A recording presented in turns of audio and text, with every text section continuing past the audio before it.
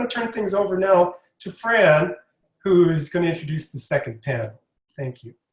Thanks, Paul. And I'd also like to thank the first group so much for your thoughtful words, for your participation, and for reminding me of something I don't quite ever forget, which is how much the conference has changed me, the way I view the world, the way I move through the world. It's taught me, believe it or not, to listen and be still. I mean, you should have seen me before. And to be open and dynamic and flexible whenever possible. All right, so I'd like to introduce our second panel, and we asked these participants to introduce themselves and to answer the question, how does the conference and festival advance Colonel Frank's vision of a borderless Indigenous community? And how do current events in our world shape that prospect or that vision, or how can it? So let's begin with Colonel Kim Douglas, please.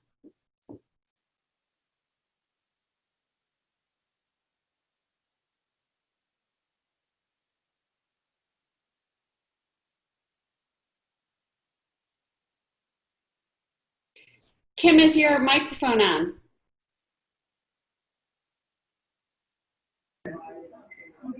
You hear me now, Fran? Yes. Okay. So my name is Colonel Marcia Douglas of the Charleston Maroon.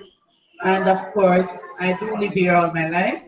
I've been in this Maroon grouping tradition. I mean, I was brought up in the tradition. I am a Maroon within this area for over 40 years. And of course, I've been living the life of the Maroon for that period of time. Still is. Of course, one of out of the conference really, out of the conference help with the vision that Colonel Frank has is more than what we can really express here today. But I must say, however, that what it does for us is help us to be mindful of what is around us and knowing who we are. And so knowing who we are, it helps us to present ourselves, therefore, to people to help them to know and understand who the Maroons are and what's the vision of the Maroon. Why is it that the Maroon have this vision, the aim that they intended, and what they will do in the future, and what is the expectation of their future generation. And so therefore we take into consideration the mantra of the Maroon, which we will say over and over again. The Maroon, by their daily struggle for freedom, they fought for themselves an identity according to which they judge themselves.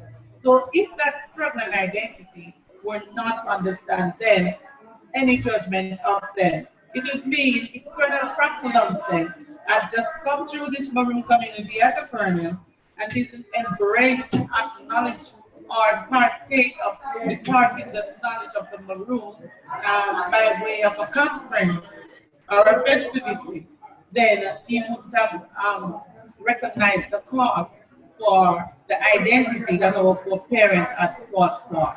And so today, with the vision, the vision is to really observe and to present to people borderless Indigenous community. And so there is no border between the communities or the outer world and us.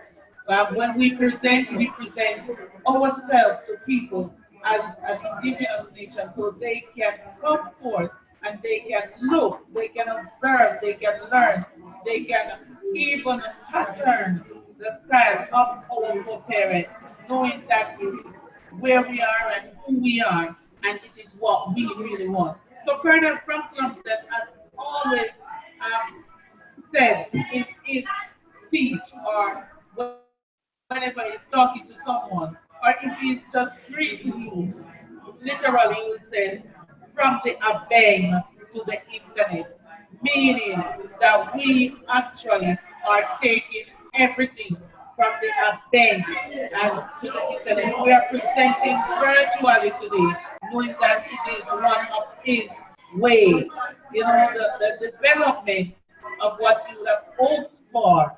And so today we honor his name. We say thank you, Colonel Frank Lumsden, for making this possible that we can present a borderless and indigenous community. Thank you so much, Kim, very much for those words. And I'd like to introduce Prosper Charles now.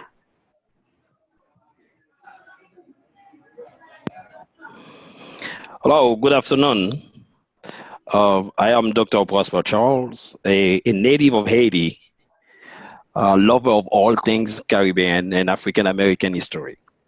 I am also the founder of 1804 Institute, an institution dedicated to change the narrative about Black people, history, and culture in America, and especially at Haiti. My interests are Black leadership and socioeconomic empowerment in Black communities. Well, a few years ago, I was honored to speak at the QUAO Day celebration in Jamaica. I had the privilege to meet many of you, in particular Fran and Paul, but especially my favorite person. I'm gonna show you who is my favorite person. She is, I don't know if you see, do you see the picture? Do you see it, guys? Yes, yes. That was my favorite person, Mama G. And by the way, I think the entire team is doing a phenomenal job here, keeping the legacy of Colonel Lumsden alive. I thank you for the privilege to be among you again, although virtually, playing our part in the social distancing to fight COVID-19, nevertheless connected in spirit and in deeds. So I said the colonial legacy lives on. The Maroons' idea in its core was a fight for justice, for dignity and freedom. We heard the talk and read papers about one ways that the Maroons were lazy people, incapable of sustaining a fight for the God-given right of freedom, dignity, free will. That the Maroons were lawless people, lawless creatures, who would accept gladly their lot of misery when they were caught and disciplined. In fact, certain Maroon community may have had that exact experience. For instance, in the United States, it is estimated that around 10,000 slaves ever escaped during the period of slavery, 1776, 1865. One of the places where the Maroon established themselves was in the Great Dismal Swamp, right? The swamp is an area that spans roughly between Virginia and North Carolina. Those enslaved would escape with the goal to have some sort of living condition free of slavery. And the white folks who live nearby often left them alone, so long as they can pay with cheap labor or something else. Well, many were chased from the area as white were having concern and feared the development, while others spent their entire life there and eventually move away after the American Civil War. It is only in Fort Negro, which was another Maroon escape located in Florida, where the Maroon in the United States fought for oppressions and injustice until a lot of them were killed, if not all of them. So talking to many Jamaican friends and historians, some appreciate the legacy of the Jamaican Maroon, very much so, right? And especially the fact that those Maroons fought against slavery and maintained independence from the British. That is until many of them were also paid to return captured slaves and fight for the very colonizers they were supposed to fight against. Well, I believe we still need to investigate to see what happened there, because the story is supposed to be writing by the victors. And we know most of the story of the Maroon was writing by, quote unquote, the loser. So we need to investigate more, right? And the Haitian Maroon is another ballgame. We know how it ended. The so-called runaways were able to strategize, fight, and destroy the almighty French army, the all-powerful English Armada, and the Spanish squadrons to eradicate slavery in this land of Haiti and change race relationship forever. This is, in my view, the legacy of the Maroons. This is what, in my view, Colonel Frank's vision is all about. A community of people where white, black, Spanish, indigenous, all living in harmony, respecting the values that make all of us humans. The Black Lives Matter movement is a form of Maroon movement, I believe, in the sense that it is resisting against racism and injustice. The difference this time, we are not dealing with Maroons who run away and try to fight in the dark. We are dealing with young, old people of all races, creeds, colors, who stand in the light to fight for a better human community. So I said, right on. Thank you. Thank you. I love that idea of Black Lives Matter as marnage. Thank you so much. Now I'd like to turn to Marcia B. Douglas, please.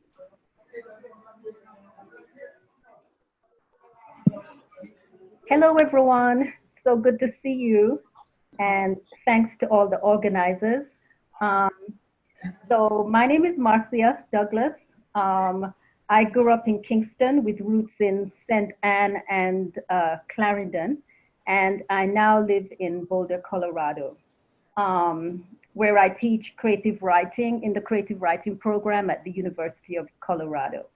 I write fiction, poetry, and creative nonfiction. And I'm the author of 3 novels and a collection of poetry. It's been my great pleasure to be a Maroon Conference participant over the years. My first attendance was in 2010, and I'm grateful for the opportunities to return since then and share my fiction and poetry. But most importantly, I would say interacting with the Charlestown community and learning from all of the other conference participants. You know, as has been pointed out, Colonel Frank's vision of an indigenous community without borders is already unfolding, I would say. Events such as the conference and festival are cornerstone to his vision, opening the way for dialogue, connection, and shared mission across geographies, cultures, and languages. And to see indigenous people from across the globe gather to commune around shared experience of resistance and survival is meaningful and transformative. And the conference and festival fuel such exchanges, and it is part of the manifestation of what it means to transcend borders.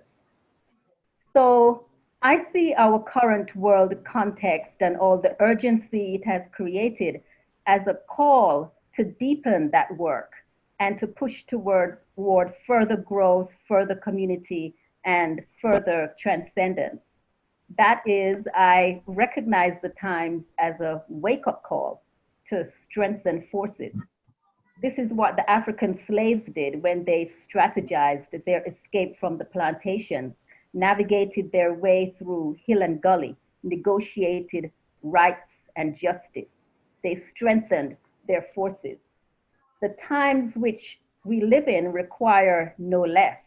They require no less of indigenous communities and likewise require no less of people everywhere who come from a history of disenfranchisement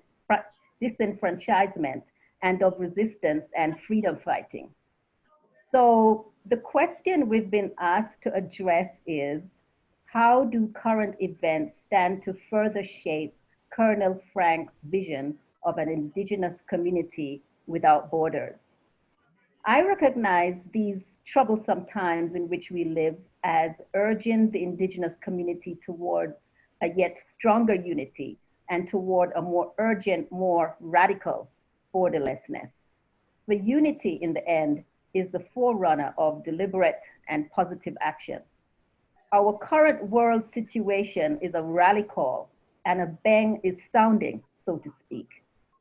And what is the usefulness of an indigenous community without borders if not to remember and fortify one's connection to what it means to ignite and enact change?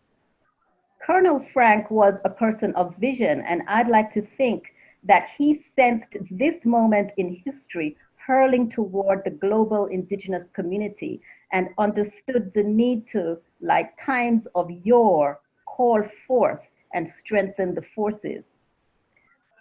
I would also like to add that in writing this, I recognize that there is something in Colonel Frank's borderless vision for indigenous community, which reminds of other borderless models, such as the Pan-Africanist movement and the solidarity and strength which stands to be harnessed when people come together. I speak as a Jamaican who has no Maroon affiliation, but I also speak as one whose ancestors were entwined in the struggle and fight for survival. In that place of power where our collective ancestors drum and chant down Babylon, it is radically borderless, and they are counting on all their kin to remember themselves and come into their fullness. So I say, give thanks and praise for Colonel Frank Lumsden and all the visionaries among us, and let us honor and support and sustain that vision, for where there is no vision, the people perish. Thank you so much. Yes, yes.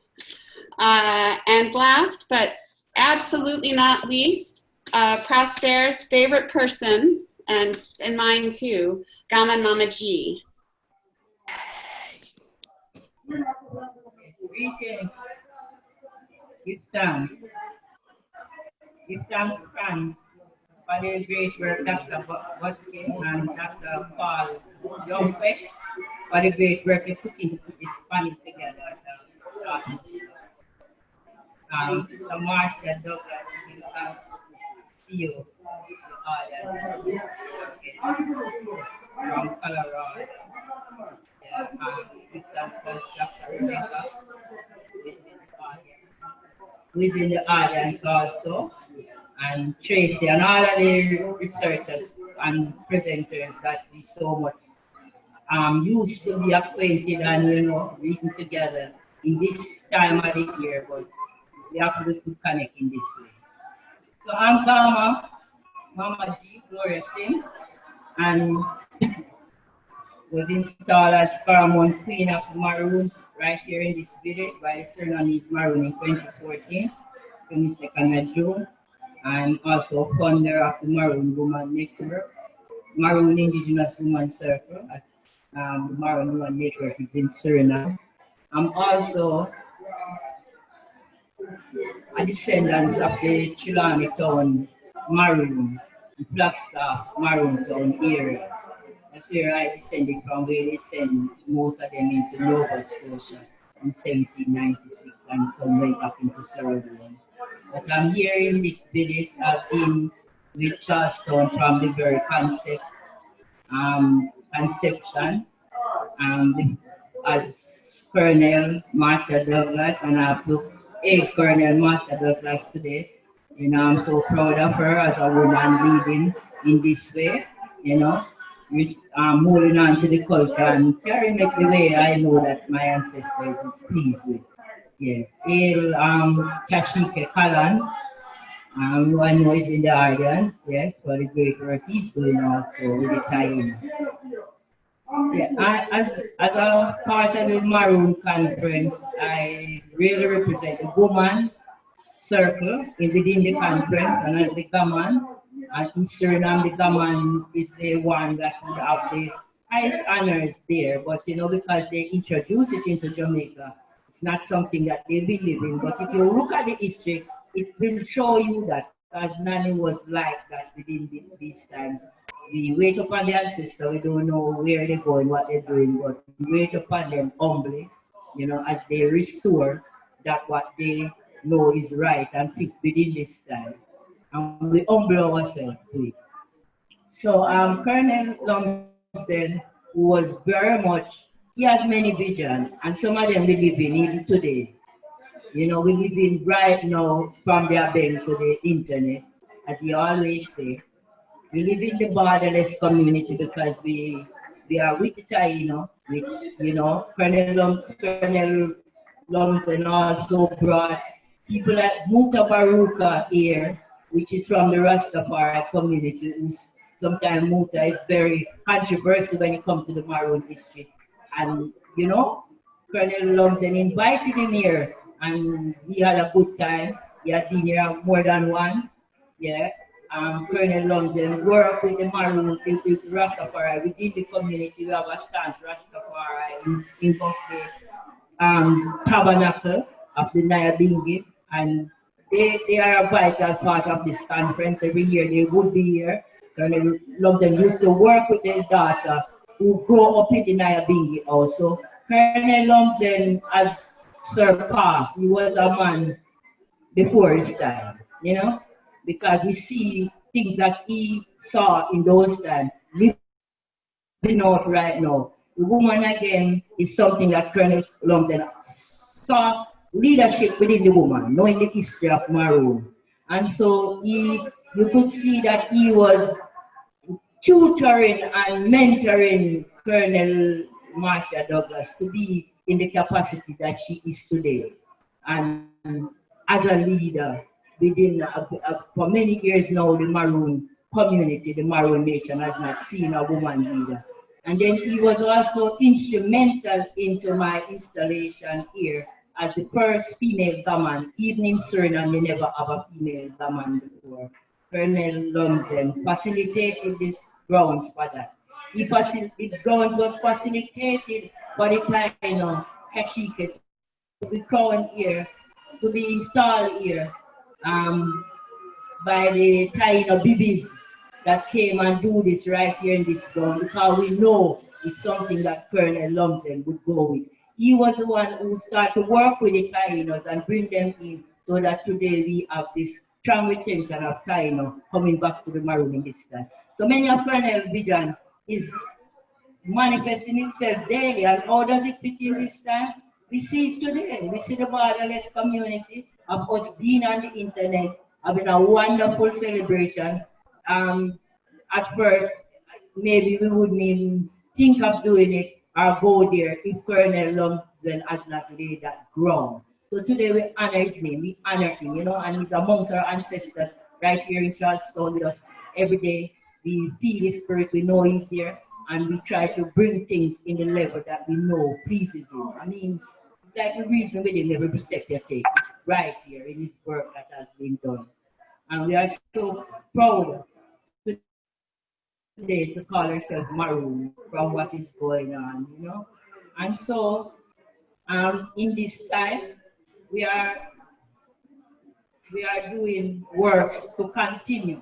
You know, although I see we have also gone further from even this conference. We were introduced to Mount Fidelia Grand-Galan, who was ambassador for the country of Suriname in Trinidad at the time as a Maroon, daughter of a chief, grew up in a village, sociologist, one of the first Maroon women to go to university there in Suriname. And she's also one of the candidates in Parliament that has won our seat in election just the 25th of May gone. And so the Maroon are in Parliament, and we're looking forward to see Mafidela in a right position that she can help to do some of the works that we want to do as Maroon woman, connecting in the region, borderless community, connecting all the Maroon in the region, from Dominica to Brazil to Colombia to Trinidad, all the Maroons, St. Vincent, and just because once we are together, we are stronger. So we don't want to just connect with just the Maroon in the communities here in Jamaica, but with Maroons in our region, and also the Seminole Maroon in Oklahoma, Ma Fidela is also working with them to be a part of the whole Maroon Woman Chamber. So we are working in the background, we're doing work, sometimes work and with the community leaders here, like all our colonel, which I hail them, I know they are in the audience, Colonel Sterling, much respect, sir. Colonel Latibody, much respect, sir. Colonel Williams, Colonel, all the colonels, sometimes we work and we might not be in communication what we're doing, but we do what we know will be right and what we know you will endorse. There's no other way but to endorse. We humble ourselves, we don't do it because we want to get a props or because we want to just show ourselves. We do it because we know that it's befitting that to come to our people in this time. And one man cannot do the work. If we have the time and we're on the ground, we have the facility, we have the know-how, and we just work and make and bring it together as one, knowing that even if we're not here tomorrow morning, anyone can pass away and God, right? Because place will fail us. The works will be here for many generations. So that's what is going on. And we again say we hail Colonel Lumsden because of this whole commitment he has as borderless community. I'm here working in a borderless community. We're able to connect with Fran, with our students in COVID time to say how the Maroon see these things. And we have been through quarantine and isolation long before COVID come here. We know these things. We know to be isolated from the rest of society.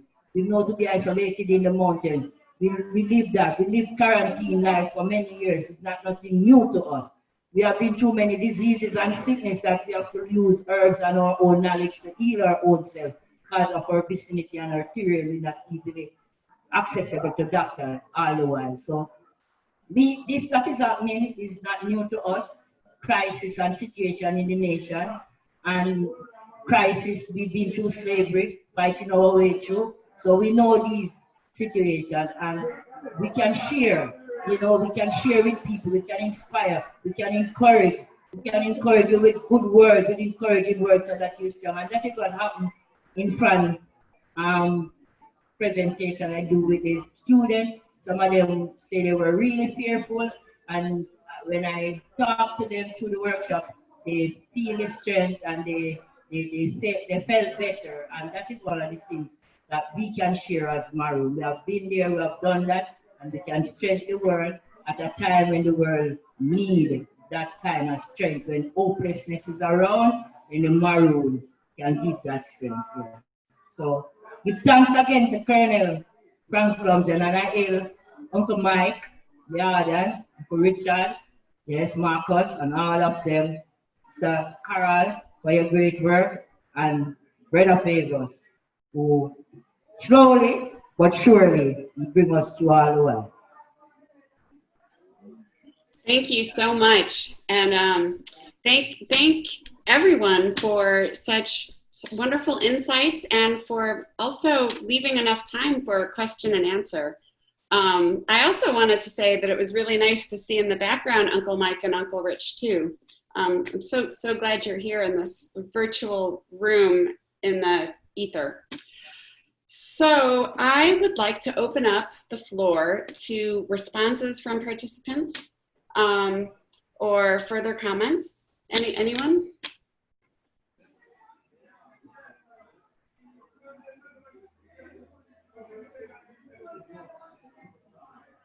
Well, I'll start then by you can all hear, right? I'll start by saying I really like, again, Prosper's idea about the Black Lives Matter movement as Marnage, and other people have talked about that too. And I wondered if Prosper or anyone else wanted to say more about that, this idea of resistance. Marcia Douglas talked about, well, there's two. Colorado, Marcia talked about this also. And I wonder if anyone would like to extend those ideas a little.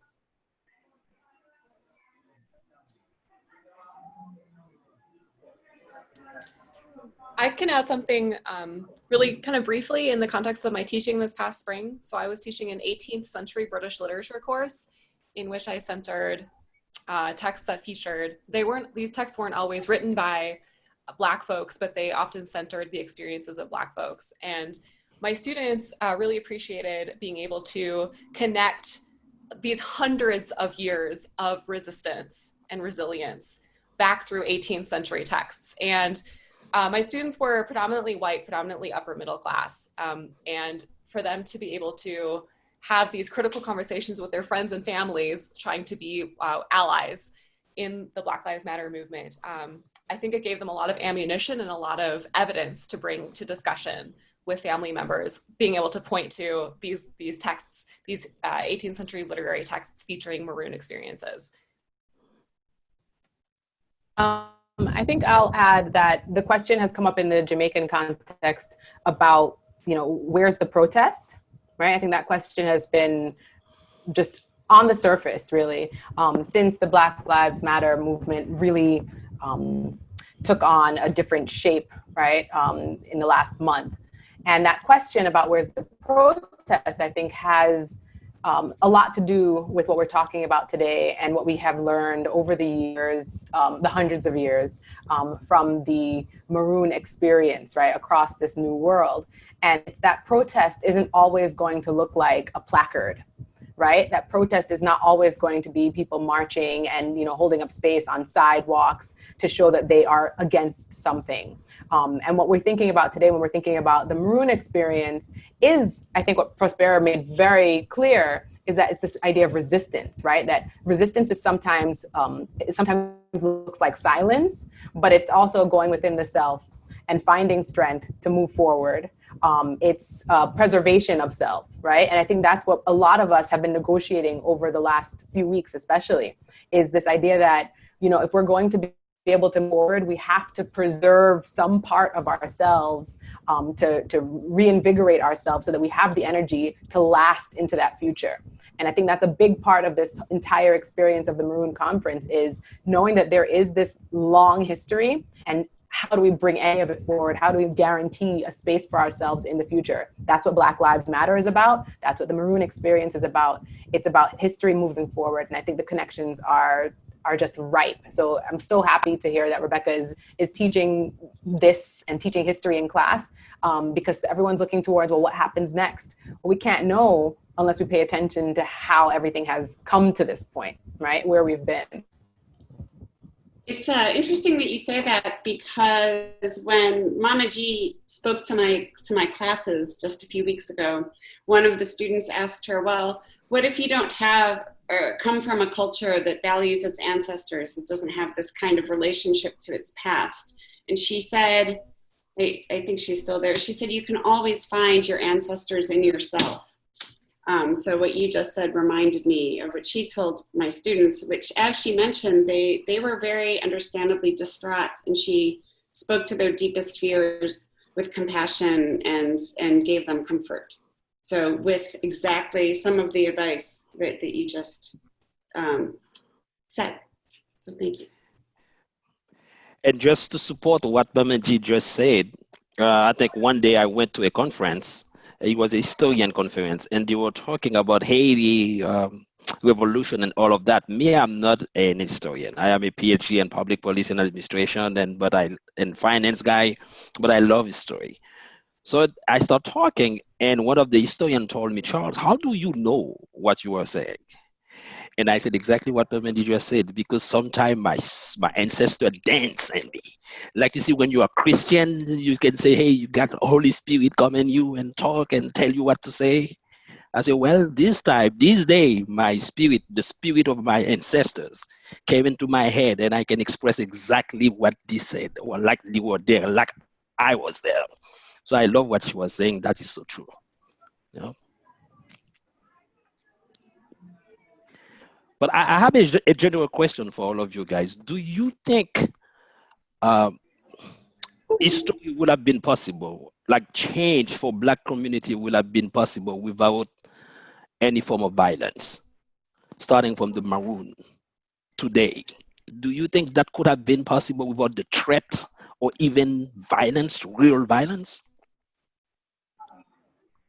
Prosper, history says no. No what? History says no. History says no. There's a long tradition of resistance, and there's a long tradition of violence. And without that tradition of violent resistance, who can say? where slavery would be today. I think we need to learn from this tradition, first of all, by acknowledging it, that it's there, that it goes back, that the Maroons have embodied it for centuries, and then learn from it how to deploy resistance in a productive, not destructive, a productive way. But this is one of the lessons that history, and specifically Maroon tradition, can teach us. You know, that there are times when resistance requires fortitude. And it might take 80 years of guerrilla resistance to inspire a treaty between the British and the Maroons. 80 years, people, that's longer than most of your lives will be, right? But that tradition is necessary for the purposes of realizing freedom. And I find that to be a very inspiring legacy that Maroon tradition offers us. So thanks for raising that, Frances. I agree with that completely. I think that violence has been in every culture with any kind of change that's happened historically has been there. Violence was formative in the United States development. Violence is only protested by the oppressors that want to, you know, allow the violence to keep going. I think the problem comes in when violence is the only thing happening. So like when we're talking about, you know, the Black Lives Matter movement, it doesn't just stop in the protests on the street. You know, it has to extend into the voting booths. You know, it has to extend into other conversations. But at its core, violence is the only thing that can, I think, adequately respond to oppressive people.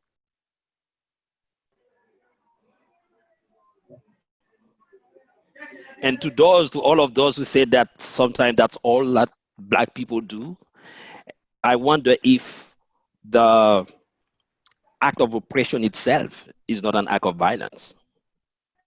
So, wow. Well, for the Maroon community, I can speak more of what it is. As Paul has rightly said, history has said it.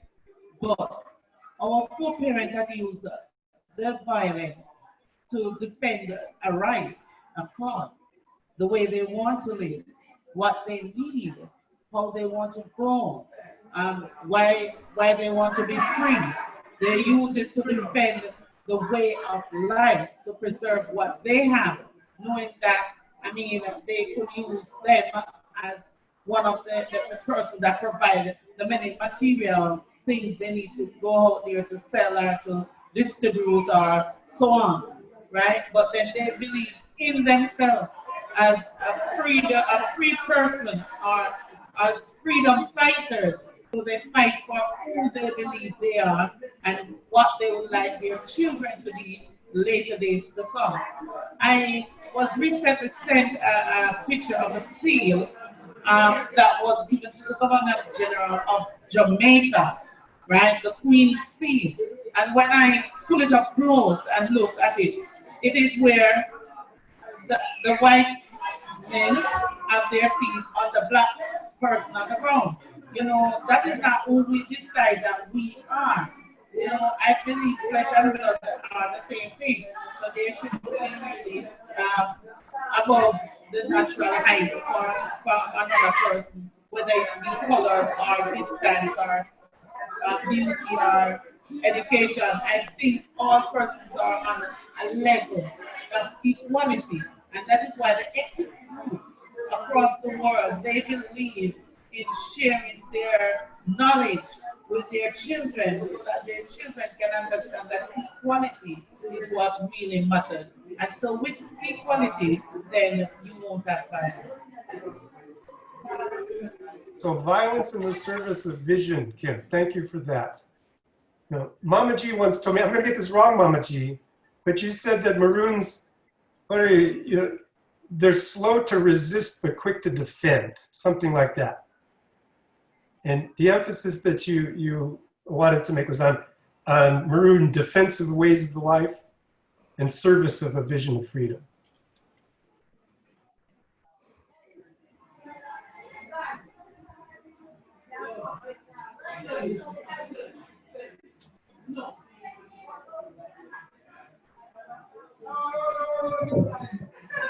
Yes, Paul.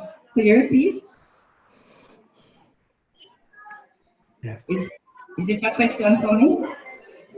Oh no, I was just acknowledging you as my favorite person. Okay. It's done. You're my favorite too. I would just like to put a little icing on the cake right here. Um, about violence. You know, when we look today and see just a couple of weeks ago, there was so much violence and protesting because of inequality within race, and other things, And I say, it's good to march, it's good to get upset and just get up, but at the same time, I like to have legal documents to back the move.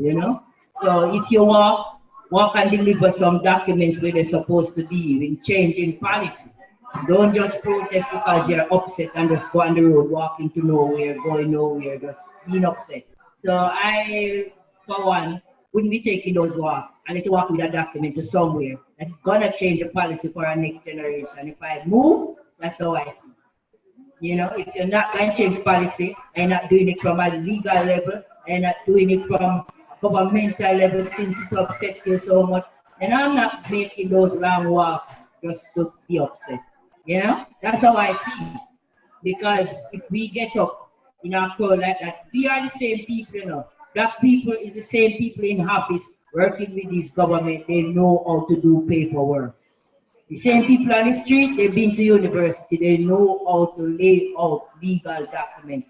Lay out the documents, have your letter, start a mission, have your protester beside you, behind you or beside you, with your documents in your hand to deliver into office at places that should deliver to heads of government that should. That's how I see things. How many lawyers was in the walking tool? Many human rights people, many people that is educated enough and work into the same government office to put these policies together that go against them. So if you can do the paper that lock the door, do the paper that open the same door. Is one key that lock door, one key open it. So that's how I see it. If you're going to end up in like our ancestors, they fought until they sign a document. Many don't agree with it, but they vote until they do something that leave back here even to question, even to draw attention. Even some people say it's not legal enough and it's not worth it. But it draws attention and it causes a conversation. Whether it's good or bad, we did sign it, whether they trick it or they never trick it. So that's how I see it. And if the black people is going to protest once and for all, and it is so bad and it is so obvious. Fix it with document, paperwork that will go down. It's paperwork we live in now.